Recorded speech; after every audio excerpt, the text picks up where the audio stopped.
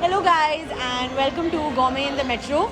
So for our first episode we are at a small dhaba right off of National Highway 75 known as Sher-e Punjab. And this is a really short drive from Bangalore. So essentially we're coming from Whitefield. It's about 22 kilometers away. It's right on the route to Kolar and we've heard so many good reviews about this place. So we cannot wait to check it out today.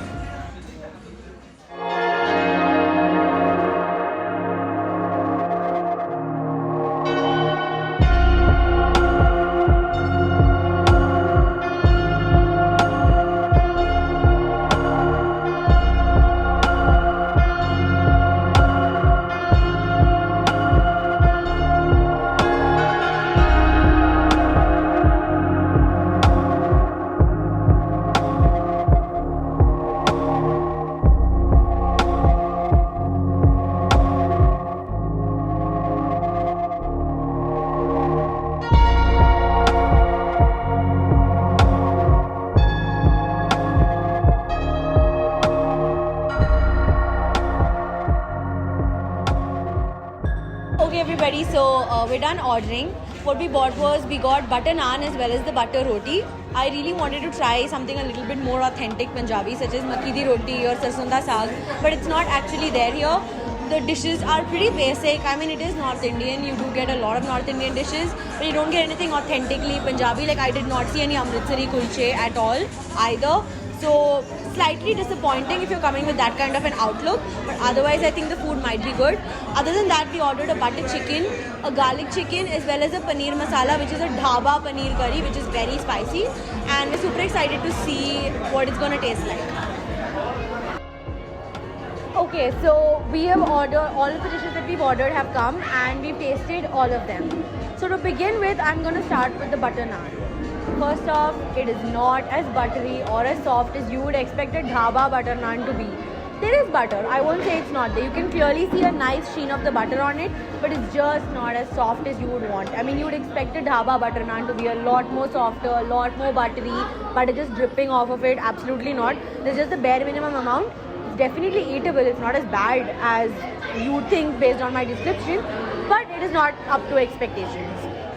First off, I tried the paneer masala, which they claimed it was a really spicy paneer masala. It's a very standard dhaba gravy, but it's not great. There is shredded paneer as well as whole pieces of paneer in it. It's not as spicy as they said it would be.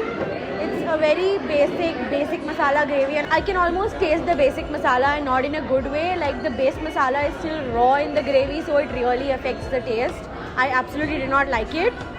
Next we ordered the butter chicken. The chicken was really well cooked, really soft, just fell apart at the touch, which was absolutely great. And the gravy on the whole tasted good. It was slightly sour from the tomatoiness of the chicken gravy, but it was not butter chicken. When you say butter chicken, two things: thick, delicious tomato gravy and butter, both of which were basically missing. This was a thin, sort of watery, tomatoey gravy that tasted good on its own, but really when you talk about butter chicken, nowhere close. I tried a garlic chicken starter and that was absolutely good. Definitely one of the hits compared to the average dishes that we were served today. It was absolutely garlicky. There was a really good flavor through the chicken that was absolutely well cooked, super soft, super moist and all round delicious. The garlic chicken, huge plus.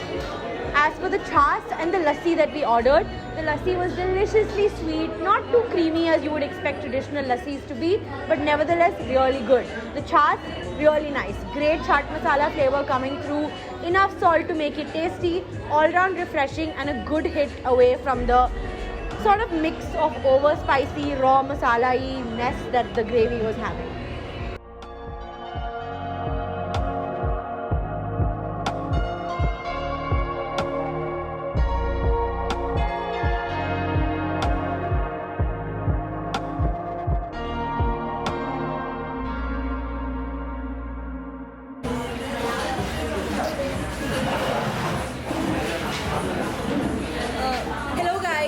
Wait. We are at